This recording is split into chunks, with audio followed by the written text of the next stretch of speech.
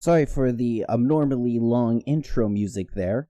I wanted to be sure that everything was up and going because I actually streamed this yesterday, but YouTube has changed the way it sets up its live streams. Before, you would just put your streaming key into OBS or whatever streaming software you use, and then you click start streaming, and bada bing, bada boom, you're done.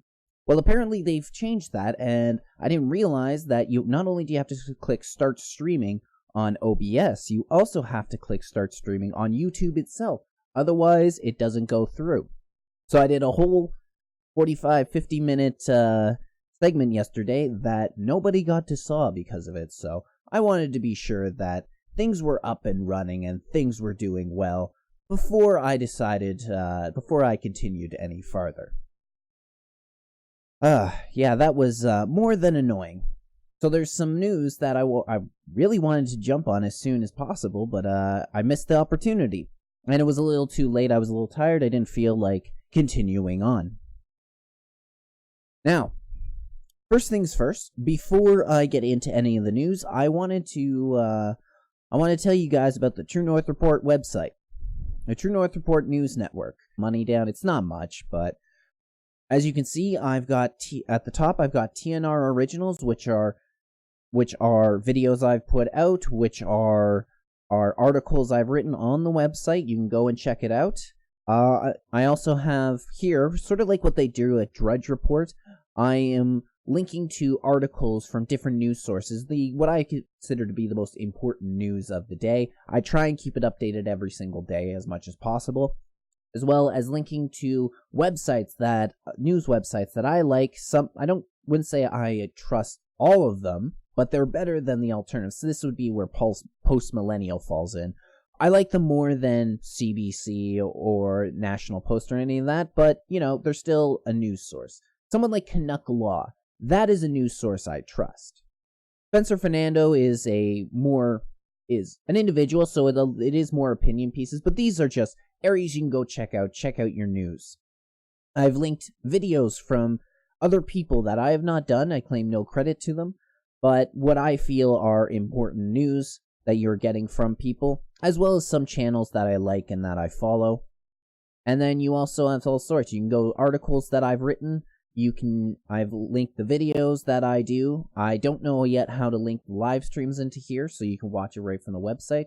Documentaries from that I find are important. Again, nothing that I own.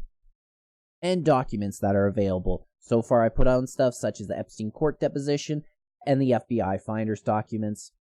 So, if you can go check out the True North Report News Network, I would greatly appreciate it. Link is in the description below. Now, let's get into what I consider to be the most important news story that has come out over the last couple days. On December 24th, there was a video that was released on YouTube that I'm sure many people have seen by now. It has 2.2 million views at the moment, and it comes from our good friend, Kevin Spacey. Kevin Spacey, as you remember, has been accused by more than one person of sexual assault. And there was a court case that was going on earlier this year. Didn't actually go to trial, which we're going to get into that in a minute.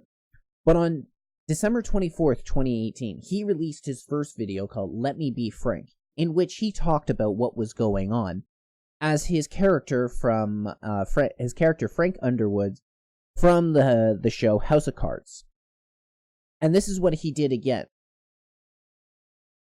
All he named it was KTWK, which stood for Kill Them With Kindness. This is the video. It's not as long as the first video, but we're going to be watching both of them. This video is only a minute long. And once again, he's playing the character of Frank Underwood. So let's listen to what Kevin Spacey, or Frank Underwood, I guess you could also say, has to say.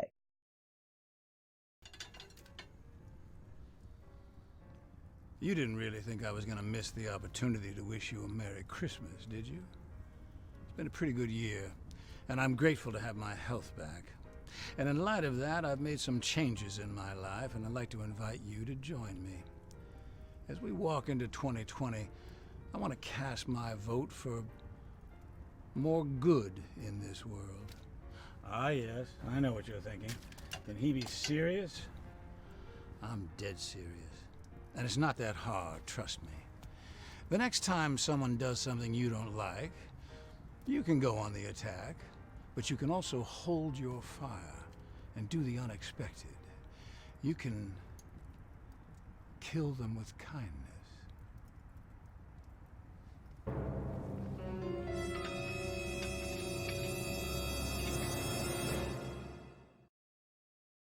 So that is the video.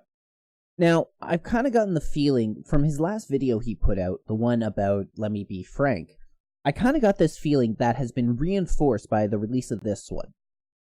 And that is that Kevin Spacey was never talking to the people, us, about what was going on. But he was talking to specific people. And now, who would those specific people be? In my opinion, it's those who were involved with the court case, the accusations that were made against him. And there's a reason for this. He says a few things in there that I find are very important. He talks about how it's been a pretty good year for him. Well, what happened to Kevin Spacey in 2019?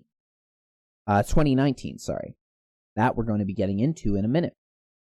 He uses the term and looks deadpan into the camera with a look of real seriousness on his face. He says, kill him with kindness. Now, what is he making reference to? What does this all have to do? Well, we can work our way backwards over what's happened over 2019. Now, there was this, so what happened on Christmas Day concerning Kevin Spacey, where he says you can kill him with kindness? Well, quite interesting. Scandinavian writer who accused Kevin Spacey of sexual misconduct dies at 47. This was released on, it was posted on December 26th, yesterday, but it would happen on Christmas. Scandinavian writer Ari Behn, the ex-husband of Norwegian princess Martha Louise, and among the people who accused actor Kevin Spacey of sexual misconduct, died this week, his manager said. He was 47. Behn died by suicide on Wednesday, his manager told the Norwegian news service NTB. Authorities say he was found in his home in Norway. In 2017, Behn accused Spacey of groping him under the table at a Nobel Peace Prize concert in Oslo a decade earlier. It didn't appear that Behn ever pursued criminal charges or a lawsuit against Kevin Spacey. So all I can do is speculate on this situation. But if you ask me, they gave him the Jeffrey Epstein treatment. I don't believe for a second that this man actually committed suicide, because I know the connections that Kevin Spacey has back to the political elite. This man is a longtime Democratic supporter and Democratic contributor. He has been connected all the way back to the Clintons, who have their own body count that we've talked about before, and I'm sure most people are aware of it by now. All the suspicious deaths that have happened around the Clintons. Now, this is happening with Kevin Spacey as of 2019, and maybe even earlier. Maybe even earlier than that, but we can guarantee what's happened in 2019 that this is the case. So I believe that this man was murdered, and there's a reason for it, because it even states down here that this guy, Ari Behn, it didn't appear he ever pursued criminal charges or a lawsuit against Kevin Spacey. Now, that might be true, but that doesn't mean that Behn couldn't play his part in an actual court case. This is the type of guy that can be brought in by the prosecution in order to set up a history, set up a precedent of a series of actions that were carried out by Spacey to give legitimacy towards the accusations that are being leveled against him. So this is where he can play his part. But it's quite clear to me that Kevin Spacey is a narcissist. He is a heavy narcissist. And this would mean that he would want to right the wrongs. He would want to get revenge on those who have wronged him, especially in such a public way. Leading up to these accusations that Spacey had to deal with, he was a superstar. He was in the biggest movies. He played the most iconic characters. I doubt people have seen a movie where Kevin Spacey wasn't in it and didn't dominate that role. But even before that, He was the star. He was the star of a Netflix show that was dominating. House of Cards. Everybody knew that show. People were watching it. I was in the midst of watching it when all this came out against Kevin Spacey. At the time, that was what people were talking about. You watched Netflix, you watched House of Cards. And then these accusations came out, and it all came crumbling down. He lost his position on the show. Nobody wanted to touch him.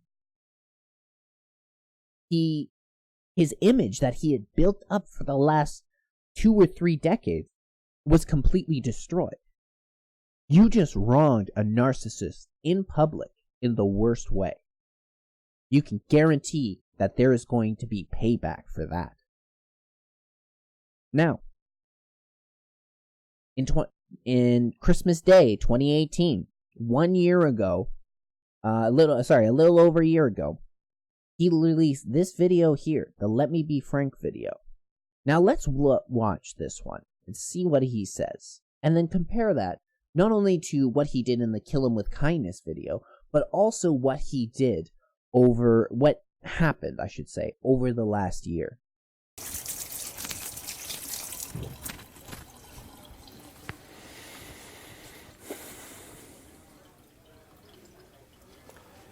I know what you want.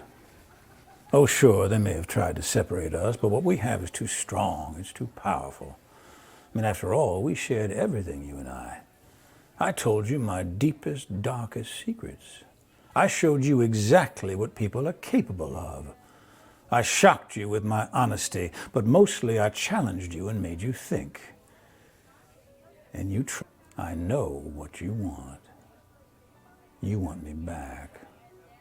Of course, some believed everything and had just been waiting with bated breath to hear me confess it all. They're just dying to have me declare that everything said is true and that I got what I deserved.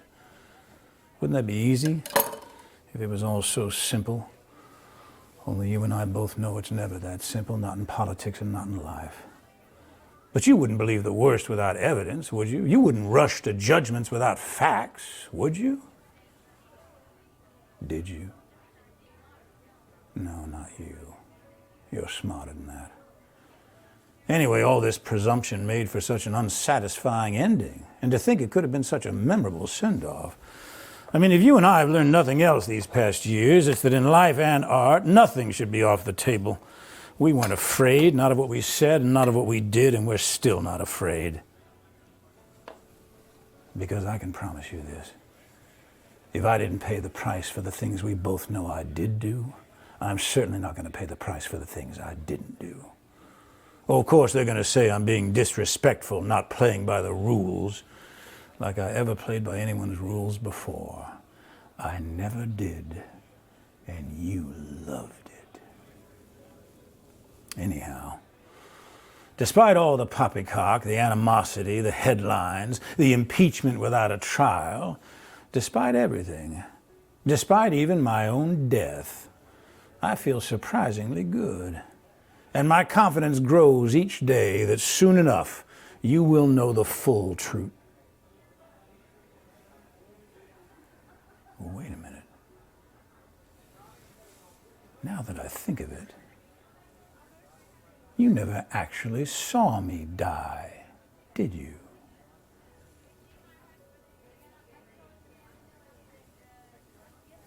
Conclusions can be so deceiving. Miss me?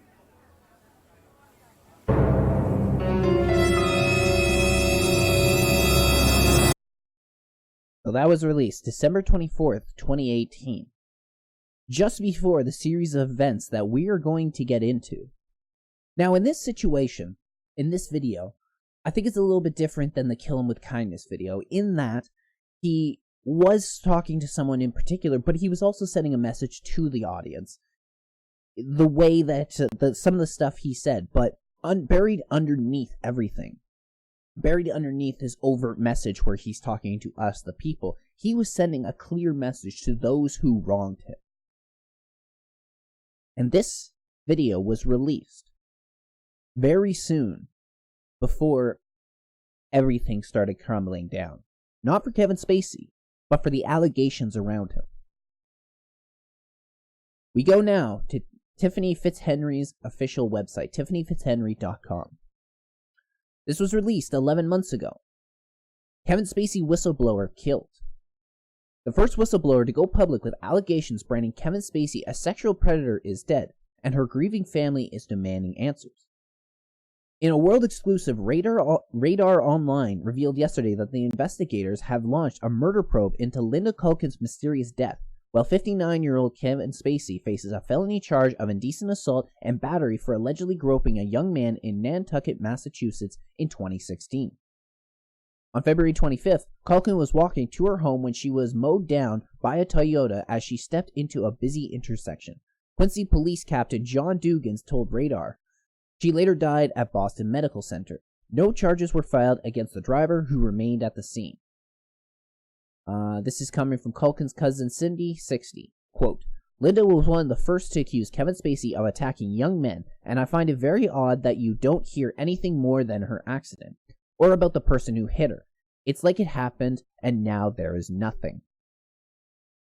So February 25th, about 2 months after he put out this video, this cryptic video, the first whistleblower against him ends up dead. But if you think this is the only one, this and this Ari Ben guy are the only ones dead, oh, you're dead wrong. Because there was another one that happened back in May. Again, from Tiffany Fitzhenry. Second Kevin Spacey accuser dies, this time in midst of sexual assault lawsuit. Like a plot twist straight out of House of Cards, the plaintiff claimed to have been sexually assaulted by Kevin Spacey has died, according to a notice filed in court by the actor's attorney today. According to The Hollywood Reporter, quote, the individual suing as John Doe filed claims in September 2018 with the allegations of being forced to grab the actor's genitals twice during a massage 2 years earlier at a private residence in Malibu. In May, a federal judge in California allowed the case to move forward despite Spacey's objection that the plaintiff's identity was being shielded. End quote. Only 4 weeks ago, the parties had come to a plan for proceeding in the suit that was to include prospective discovery and would likely have been a 7 to 11-day trial. However, now, in turn of eerily like a plot of the ever-evil Francis Underwood would hatch, the plaintiff's attorney has informed Spacey that the client, quote-unquote, recently passed. No more information regarding the plaintiff's sudden death in the midst of the lawsuit is available at this time, according to news reports. Adding a level of intrigue in the entire situation is the fact that criminal charges against Spacey were recently dropped in Nantucket, Massachusetts, where Spacey had pled not guilty to felony indecent assault and battery. In that case, the accuser, a teenage boy, suddenly stopped cooperating, and the prosecutors withdrew the charges. So over the last year, not even a year, because this all started in February 2015, we have the first whistleblower dead. We have one of his accusers dead. We have an underage accuser who was working with authorities and with the court who suddenly stopped cooperating. And then we have another accuser who winds up dead. There's no, you ask me, in my opinion, that's not a coincidence. Now, I'm being very careful of my words, of course. I have to say, in my opinion, that is not a coincidence. And again, with everything we've already named, with the connection all the way back to the Clintons and the political establishment, with the Democratic Party, and even leading back to Jeffrey Epstein, who we're going to be getting into in a few minutes. All the way back to Jeffrey Epstein, because Kevin Spacey's name was in Jeffrey Epstein's Little Black Book. We know that Kevin Spacey flew on Jeffrey Epstein's plane, the Lolita Express, with Chris Tucker, actually, at the same time, when they went to Africa. Why they went to Africa? Who knows? Maybe it was to, speculating, of course, just speculation, maybe it was to find more underage girls to be brought back in the plane all the way back to Jeffrey Epstein's island. But this is no coincidence. Not in my opinion. And he's teasing us. These videos are meant to tease us. The first one, let me be frank, and this latest one, the kill him with kindness. What does he say in that at the very beginning? You didn't really think I was going to miss the opportunity to wish you a Merry Christmas, did you?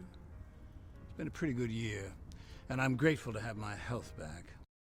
It's been a pretty good year, and I'm grateful to have my health back.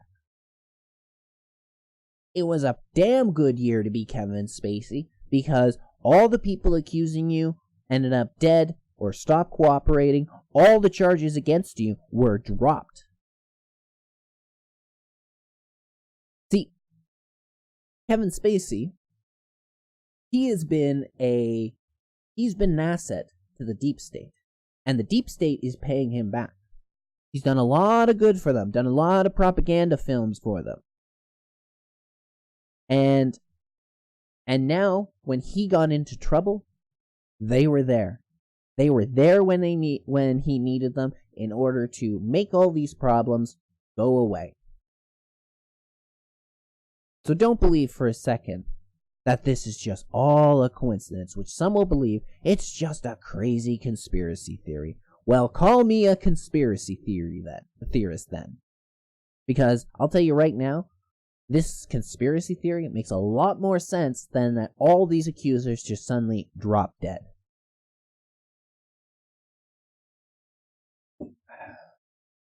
Alright. Let's move on. Let's move on to something else. Now, this I'm talking about isn't actually all that new. It was released on the 30th of August 2019 in Science Mag. It was a massive study that was done in the UK and the United States involving almost 500,000 people. And it's quite interesting the conclusion that they ended up coming to. And this will play into another story that was just released on Christmas by the True North Center. No affiliation. When I started this channel more than a year ago, I wasn't posting much on it, but I actually was unaware of the True North Center at the time. And they bury me down in the YouTube algorithm. But this is from Science Mag. How do genes affect same-sex behavior? We're just going to go to the summary because I don't have access to the full text. And I don't feel like paying for it. Screw 'em. Studies have indicated that same-sex orientation and behaviors have a genetic basis and runs in families, yet specific genetic variants have not been isolated. Evidence that sexual orientation has a biological component could shape acceptance and legal protection. 4 to 10% of individuals report ever engaging in same-sex behavior in the United States, so this could affect a sizable portion of the population. Now, on this part, it just says, on page 882 of the issue, Ghana et al. Report the largest study to date comprising almost 500,000 individuals in the United Kingdom and United States, identifying genetic variants associated with same-sex sexual behavior. They provide evidence that genetic variation accounts for a small fraction of same-sex sexual behavior and uncover a relationship to the regulation of sex hormone testosterone and estrogen, as well as sex-specific differences. They also reveal the complexity of human sexuality. So what this is actually saying is that this whole thing where it being gay is genetic and you were born this way, only they haven't really found much evidence in order to support this. From their conclusions, it is actually more likely that it is based on your environment that decides whether you are gay or not. And this actually, to me, makes sense when you look at some of the statistics surrounding gay people. A large number of gay people have been sexually assaulted and molested in their childhood. And this has actually been, I would say, one of the triggering causes for them to go down this way, go down this path. And it's funny because this also happens to be the case with a lot of promiscuous people. It turns out that they were sexually assaulted maybe by their father, maybe by an uncle, maybe someone close to them. But it ended up happening when they were younger. And in the case of promiscuous people, for them, it's a way of reclaiming that sexuality that was stolen from them. And maybe it's something true there's something similar with those who are gay. So it's kind of interesting that for a lot of gay people, it is actually an insult to say that, well, being gay is a choice. You weren't born this way. It's an insult to them, when that actually turns out to be somewhat true for many of them, at least partially and probably fully. In fact, they can't even say that it's not true that people don't choose to be gay, because how many of you, I know I've heard plenty of women say they're swearing off men. They've tried relationships, they never work out, they always date the asshole, so you know what, I'm done with men, I'm only going to date women now. Happens all the time. That is a decision right there. Now this plays into the next story that we are going to be reading from the True North Center, and I gotta admit, I was a little surprised when I saw this story and I read through it originally. Again, released on Christmas, because I never thought a court in Canada would make this decision, but court sides with former bank employee who said he was denied promotion for being heterosexual. Areen Jagadish alleges that his boss told him that there was no hope for him unless he was either gay or bisexual. For me, it's just you hear all these stories and these people in the LGBT community that talk about how they're discriminated against, that I never really expected a story like this to actually be written, or a court to side on this side of to make this decision. But anyway, a federal court has sided with a former CIBC employee after Canadian Human Rights Commission dismissed his complaint that he was discriminated against for being heterosexual. Of course, the Human Rights Commission did. This commission and these tribunals are a kangaroo court who are only there for one point. They're only there to remove your rights. That is exactly what they're doing. They're there to remove your rights and push a specific agenda. But moving on. Areen Jagadish, a former financial service representative from the bank, alleges that his boss told him that there was no hope for him unless he was either gay or bisexual. Originally reported in the National Post in 2015, Jagadish said that his manager told him that every manager in the office was either gay or bisexual. Unless he joined their group, he would never receive a promotion. Quote, "Be smart and learn," Jagadish's manager allegedly told him. Jagadish says he was further discriminated by the CIBC after he was diagnosed with muscle tension dysphonia, says he was threatened if he took medical breaks. His bonuses and benefits were also cut. So it's not strictly that he was told this, but it also has to not strictly discrimination based on his sexuality, but it also has to do with discrimination based on disability. Now the thing is, I find,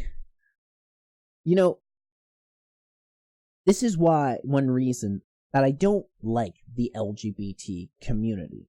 Now I'm talking about the community as a whole. I'll take each of them on an individual basis. But as a community, as a movement, I don't like them because they like to scream discrimination, like to scream how hard it is in this day and age to be a gay person or a lesbian or a bisexual person or a gender non-binary or a trans person, how hard it is in this world to do it.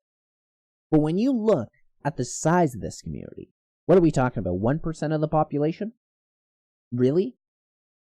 Yeah, and they have so much power and influence. They have a whole month out of the year dedicated to them. And that's not all. I mean, they have a whole month, the LGBT Pride Month, but yet they still manage to worm themselves in to different parts of the day and different movements. They want unholy representation in Hollywood and movies and politics and the news everywhere. They lobby government all the time to get their way, and they also are even getting to the point where they want you to teach LGBT curriculum in the schools from a young age, which involves horrendous shit. I mean, I think it was last video I put out I was talking about how there was one school, that the Upper Canada School Board, that on their website was posting to links up. It was porn, and they said it was softcore porn. It was not softcore porn. This was involving things such as fisting and anal sex and just a lot. There was a lot on there, and that could be considered, that sort of thing is considered hardcore pornography. So they were literally giving pornography to children underneath the LGBT agenda. And then they talk about all this, they talk about the discrimination, but they have all this power, this disproportionate power. But then, even apparently, when they're in positions of authority, they are going to discriminate based on sexuality. And this is why I don't like the people who constantly play a victim. Because it turns out, when they are put in that position of power, they are just as bad, if not worse, than the ones they claim to oppress them. It's gotten to the point where on a job application, they're asking you, are you a member of a visible minority? Are you a woman? Are you a member, what's your sexual orientation? Now, if you don't tick off one of these categories, then you're screwed. You are screwed. And I mean, a good example of this is when I was in school, a young kid, I'm talking elementary school, so whatever, grade 3, 4, 5, somewhere around there. I remember that I think it was in a social studies class. We were learning about how the emergency response forces, the police force, the firefighters, and all them, were looking to hire more minorities, make their base more diverse. This is going back to the 90s, early 2000s, and even back then, they were talking about this. I didn't think much of it at the time. I was a kid. But when I got older, I realized that this meant, literally, no white men. If you are a white, straight male, then they don't want you in these jobs anymore. Which is in and of itself discrimination. These should not be jobs that are allowed, these should not be things that are allowed to be asked on applications, but they are.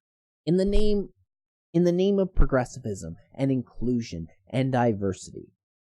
Kind of reminds me, some of you may have heard about that comedy club that was no longer allowing conservatives to perform there for the sake of inclusivity. Literally banning people and saying they're being more inclusive. Kind of ironic. Alright. Let's move on to our next story. Next and final story. This is from Big League Politics. Missing surveillance video near dead pedophile Jeffrey Epstein's jail cell reportedly is found. Turned up shortly after it was reported missing. So this actually was released on December 20th, 2019. The surveillance video outside the jail cell of deceased sexual predator Jeffrey Epstein was reportedly surfaced just days after it was reported missing, and likely gone forever. Quote, earlier today, the government confirmed with the MCC staff that the video was preserved by the Metropolitan Correctional Center staff upon defense counsel's request, end quote, Assistant U.S. Attorney Jason Swergold told a judge on Friday during a court proceeding. Earlier this week, it was determined that the footage was not preserved, which only provided additional fuel to the conspiracy theories about a possible cover-up surrounding Epstein's mysterious hanging death in his New York City jail cell in August. The footage has not been made public, so the questions still remain. And there it is again, calling us conspiracy theories for believing what is most likely the truth. When this story with Epstein came out, it was not just the conspiracy theorists that were shouting from the rooftops that he was murdered.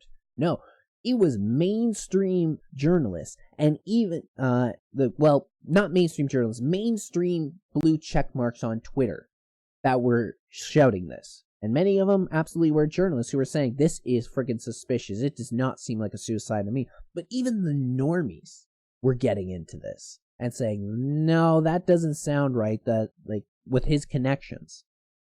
But then they came out and started to say, oh, well, it's just a suicide. He committed suicide. Absolutely. No. Nothing to be worried about here.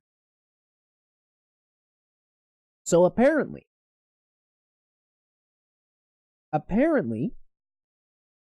it's just a conspiracy theory that a man, one of the most prolific pedophiles and procurer of underage children, had connections all over the world. He could be connected back to presidents. He could be connected back to prime ministers, to various politicians, to billionaire bankers, to celebrities in Hollywood. He could be connected all back to these people. He had a black book with their names in it. He made his fortune, which somehow no one's really sure how he made his fortune, considering his hedge fund didn't trade with any of the other major hedge funds out there. So he had all these connections. He had all these connections to the world's most powerful. And people were aware of what he was doing. He was in fact caught for pedophilia back in 2007 and pled guilty to it, got the sweetheart deal, by people who are in government today. He winds up getting caught and put into a jail cell. And while he's in a jail cell, he gets attacked by his cellmate, which the news reported as an attempted suicide. He attempted suicide, which was not the case. The case was he was attacked, which to me was telling me, I don't know if, I kind of have the feeling that Epstein wasn't supposed to be killed in that attack, that he didn't get attacked and just happened to survive. The guy who attacked him had murdered 4 people. Yeah, I believe, if I'm remembering correctly, he was an ex-cop, somebody who was at least trained somewhat in martial arts and to use a weapon, and again, who committed 4 murders. So I think it was sending a message to Epstein, telling him, you shut your fucking mouth. Don't you dare say a goddamn word to anyone about anything or name any names. Because this'll happen, it'll be even worse. That'll happen. So he winds up getting attacked. They claim it's a suicide attempt. He's put on suicide watch. A few, maybe 2 weeks later, he's taken off suicide watch. Then he's found hanging in his cell. A 6-foot man hanging from a 4-foot bunk, using bed sheets that are as thin as tissue paper to hang himself, which they allege, he tied it around the poles of the bed and then he leaned forward into it in order to kill himself. And while that's going on, the guards are asleep. The guards aren't even really prison guards. The guards fudge the records to make it seem like, we did check on him, absolutely. The cameras outside his cell doesn't work. He's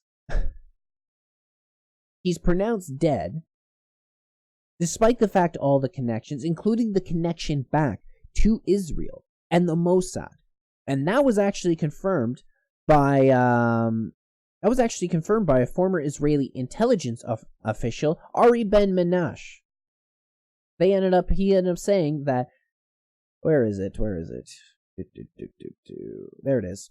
It's from the Mint Press. Ari Ben Menash, who is a former Israeli intel official, said that Jeffrey Epstein and Ghislaine Maxwell worked for Israel. This was what his blackmail ring was for. And we know Ghislaine Maxwell, her father, who changed his name was not actually Maxwell. I can't remember what it is right now, but it was a Jewish name. He worked for the Mossad. He died under suspicious circumstances, and at his funeral, 6 current and former prime ministers of Israel ended up coming to his funeral, saying that this man did more for Israel than anything else. And now his daughter is doing the same thing. The whole point of Jeffrey Epstein's blackmail ring was to Israel and the Mossad could blackmail these politicians, these celebrities. They could blackmail them into doing what they wanted. And it seems quite clear, considering, especially in America, the influence that the Israeli lobbies have over there. Influenced by lobbies such as AIPAC, and that is even true in Canada, by groups such as the Center for Israel and Jewish Affairs. I've been to the Center for Israel Jewish Affairs a couple years ago, maybe a year or two ago. Did some work there. Not for them, I was hired as a contractor. Coming in, doing a bit of business for them, out. One-time contract. I'll tell you one thing. I walked into that office, and I saw the Israeli flag everywhere. Did not see one Canadian flag. Not one. The whole point of the Center for Israel and Jewish Affairs is to lobby the Canadian government to make sure the Canadian government does what's good for Israel and the Jewish people, not what's good for Canadians. And this is the same thing that Jeffrey Epstein was doing. And it was covered up. But we're the conspiracy theorists. Now, if you've been paying attention to the Epstein story, and even the spiel I went on about this story, then perhaps you notice something. Perhaps you notice that we're talking about the missing surveillance footage outside Jeffrey Epstein's cell. The same footage, apparently, from the cameras that were inoperative that night. Do you remember that? But a week, maybe less, after the news broke that Jeffrey Epstein was dead, they came out and said the cameras outside his cell were not working. Well, apparently now they were. And in fact, here we go. From Reuters, FBI studies 2 broken cameras outside cell where Epstein died. Released on August 28th, 2019. So they can't even get their story straight. Which one is it?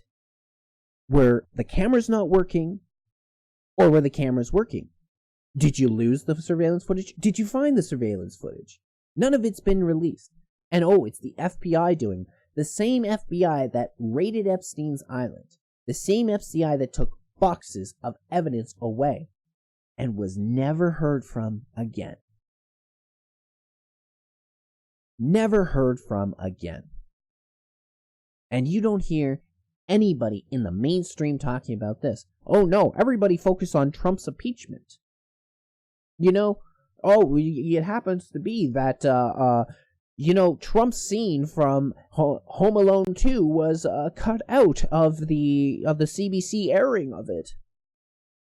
Nobody's focusing on the big story that everyone's aware of and everybody is ignoring. This was the first time, the very first time, when we could have gotten politicians, the bankers, all the political elites and members of the ruling class out there. We had them on the back foot for the first frickin' time. They were terrified about what Epstein knew. Because if that got released, that was going to bring down governments. And then it was taken from us. And now they tease us. They spit in our face. They spit in our face, making it seem like it's no big deal. Don't worry about it, pleb. We're on this. We're going to figure out why he committed suicide. No. It wasn't murder. Absolutely not. The man just committed suicide. Yes, just days after he said he was going to start talking and naming names. Yes, that's right. Just committed suicide. Don't worry your pretty little heads about it. Go back to watching The Witcher. Go back to your Netflix and your Hulu and your Disney Plus. Go watch your programming. Nothing to see here. Everything all right.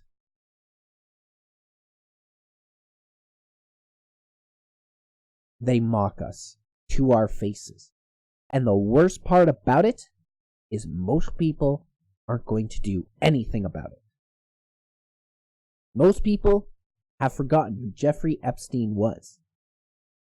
In fact, I had to go and tell my people at my work who Epstein was, what his story was, what was going on surrounding this. Maybe one guy there vaguely understood what I was talking about, kind of like, oh yeah, I kind of heard a little bit about that. But everyone else was asking me, who's Jeffrey Epstein? What happened to him? Wait, what do you mean? What, he ran a pedophile ring? What? Yeah, that was the responses I was getting from my work and the people I talked to. And even though I have family members involved with working for news and journalism and this sort of field, despite all that, don't think once I ever heard the name Jeffrey Epstein come out of their mouths.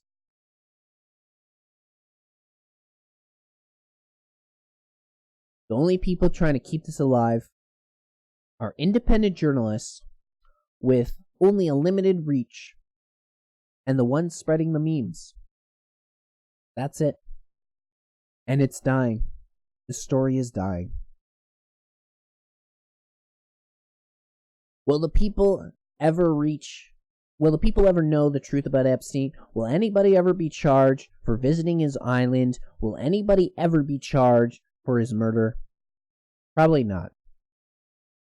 Now, before I go, I wanted to talk about one more thing about Epstein, very briefly.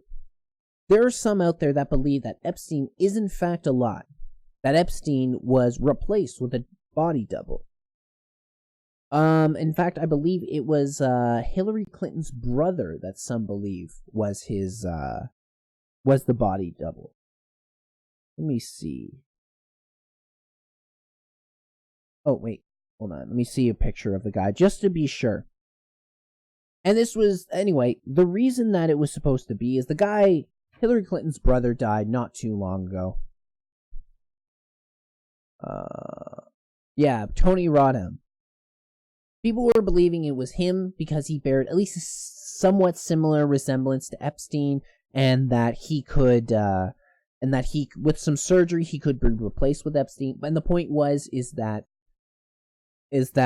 this was sending a message to Hillary Clinton. I don't know. But Epstein, the important part is that Epstein was replaced by a body double, and he ended up making it out of the prison. He was escorted out, and he ended up, who knows, gotten out of the state, got out of the country.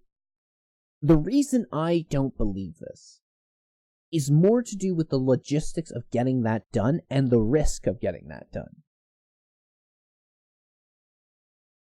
So what I mean is that what I'm talking about when I say that is the fact that you would have to get Jeffrey Epstein out, sneak him past everybody else, get him out of there. You would have to get him to his plastic surgeon, who is now also dead due to suspicious circumstances.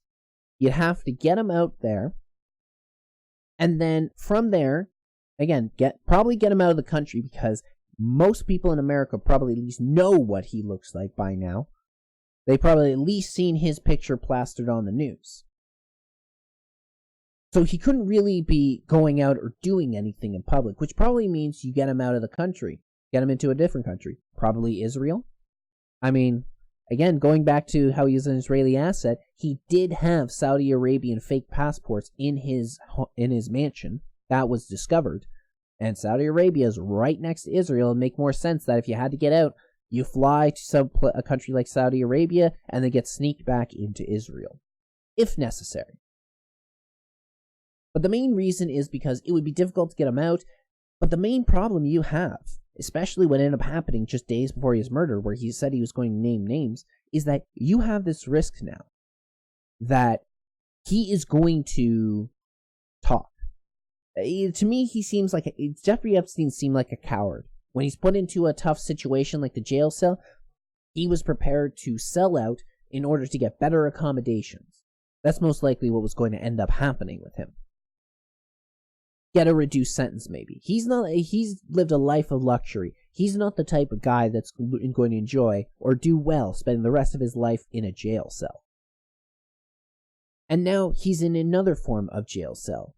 He is in his own prison. It might be a nicer prison. It might be an apartment building or even a mansion of his own. But he can't go out. He can't be seen in public because if he's spotted and that gets reported around, they know he's still alive. But if you kill Jeffrey Epstein, you don't have to worry about housing him. You don't have to worry about people seeing him.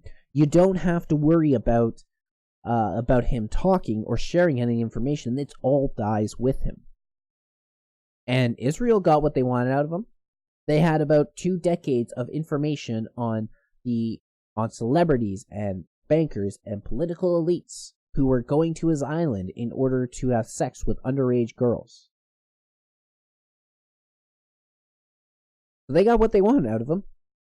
They could burn an asset very easily, a dangerous asset to them. So this is why I don't really believe in the whole Jeffrey Epstein still alive thing. I think he's dead. It makes more sense. It's easier. It's cheaper for them to do. It's safer. It's just, that's why. And before I go, I have a tiny bit of homework for you guys, which you can do if you want to. You can do for fun if you want. As many of you noticed, I have, right now, up at the right-hand side of the screen, is Canada's federal debt clock. And I've had it going on the entire time this stream has been on. So, if you want to have a little fun, not too much fun, actually probably piss you off a little bit, what you can do is, this stream has been going for 54 minutes. You can go back to the beginning, check at how much the federal debt was when I started, and how much it is now that I'm about to end. And see how much, in just shy of an hour, we've racked up in federal debt. That clock keeps moving every second of every day, and we get more and more in debt. Alright, that's it for me, everyone. I appreciate if you tuned in to this live stream. I appreciate it. And once again, before I go, I would greatly appreciate if you could go over to the True North Report News Network. Link is in the description. Again, I know I've been bad in the past, but I'm trying to stay on top of updating it from now on. You can find different news sources, different linked articles, my own articles and videos that'll be up there. And I'm going to try and keep it as updated as possible. Again, I try every single day. There may be a day or two here where I miss it. But I greatly appreciate if you can go over there, follow it, come back, maybe bookmark it, share it. If I put out an article, video, I would love for you to share and subscribe. Alright everyone, you have a great rest of your day, and I'll be back soon with another episode of the True North Report. News everyone needs to know.